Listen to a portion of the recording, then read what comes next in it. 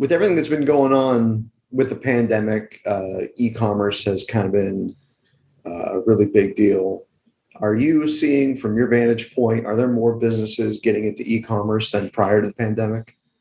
Yeah, it's been important for brands that were not already doing e-commerce to be able to make their products available to a marketplace that is now exploded with volume. In the past, through more traditional methods of going directly to grocery stores or through distributors, you could be able to get your product into a wide array of people. But now people are ready to get their products delivered directly to their house. And that could be through Instacart, so making sure it's available through that portal. But it also is about making sure that you're able to order directly from the brand through their own website, and of course through Amazon as well. Okay. So through the folks that you serve, through Perishable Shipping, how has your client base changed over the last year? Have you brought on more folks? Yeah, so for us, the pandemic was an accelerant to our industry. We believe that more and more consumers were going to demand to have products delivered to their doorstep. The same thing that we saw with shoes and with couches and with things that traditionally you would have to go to the store and touch and feel. Consumers were being more accustomed to buying that directly and dealing with the convenience factor of not actually having to go to the store. So we believe the same thing was going to happen to food, and COVID was an accelerant to our growth and also to our clients as well. What we've seen to be happening in our industry is not so much just more clients. And yes, there is, more clients that we're signing and bringing on. And of course, their extra volume for their growth. But what we started to see is larger mid-market or more public companies decide to dip their toes into e-commerce, where they may have felt more uncomfortable adding that more burgeoning industry onto their portfolio.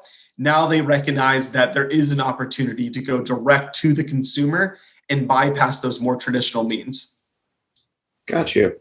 So as companies explore e-commerce and then thereby looking into shipping and logistics and that sort of thing, what do some of these companies need to be thinking about? What are some of the things that they need to have in place before they could push the button on that?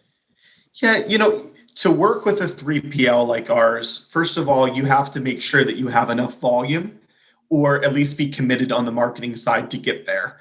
Second of all, you have to make sure you have enough product.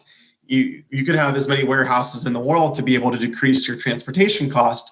But if you don't have enough capacity to be able to produce the product and also have to be concerned about shelf life, you need to be working with a more strategic partner like ourselves that can be able to help understand your inventory throughput.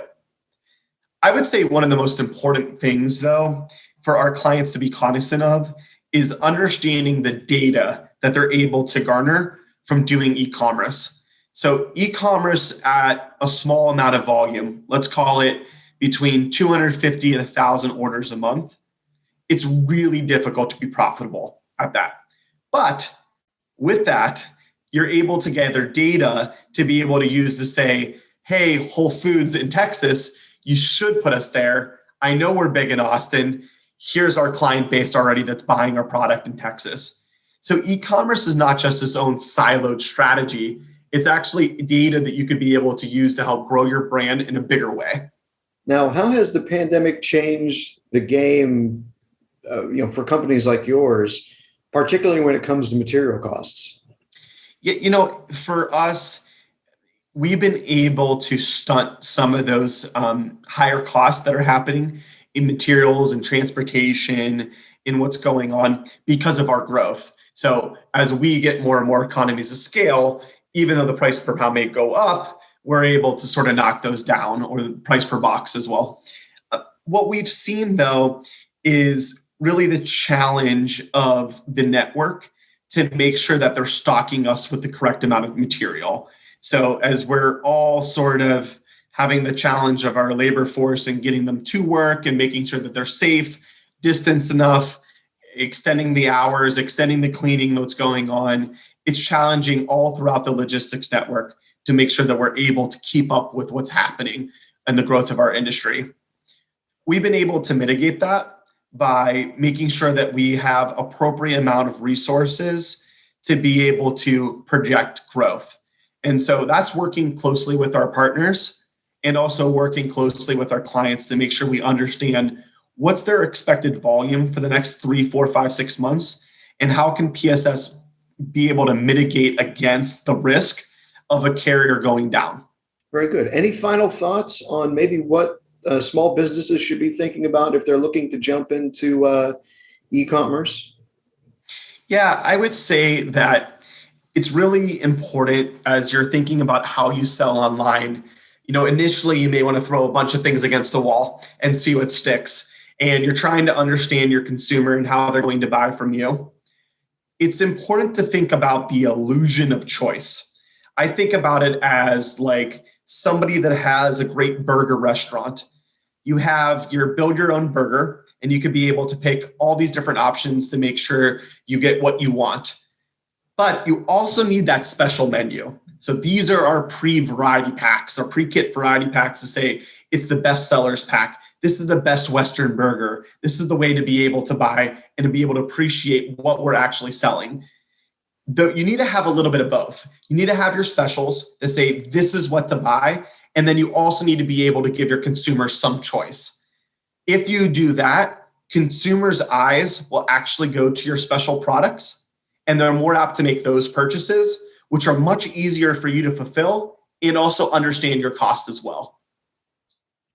So where e-commerce and all that is right now, where the needle stands, do you see anything that would lead you to believe that needle might be moving back once things start opening and the pandemic is no longer a concern? Convenience is here to stay. and for millennials and Gen Xers, like the ability to be able to decrease the amount of time that you're spending making purchases that you already know what products that you want to bring into your house, I think that sort of mindset is not going to go away. And as we're seeing this market just change drastically, I look forward to things being opened up so that we can get the economy better, and so that more and more people have disposable income or willing to be able to pay for higher quality food. And I think it's only going to make the industry more robust. So again, an accelerant, but I don't see the needle coming back in any sort of way.